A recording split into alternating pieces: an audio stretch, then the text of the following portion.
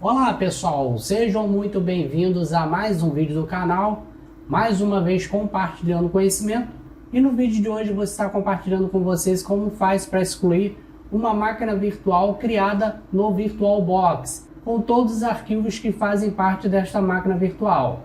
Nós vamos estar aqui liberando espaço em disco relacionado aí os arquivos que são armazenados quando vocês criam uma máquina virtual através do VirtualBox. Então, se você curtiu a dica, deixa o like de vocês, se inscreva no nosso canal e vamos colocar na prática.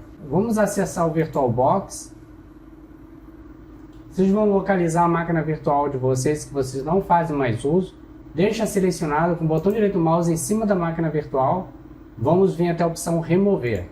Você está prestes a remover as seguintes máquinas virtuais da lista. Aí tem o nome da máquina.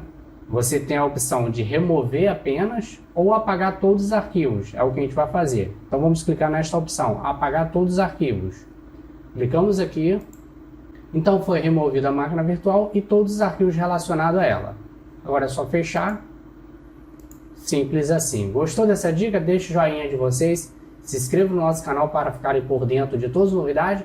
Nos encontramos até a próxima dica e tchau pessoal!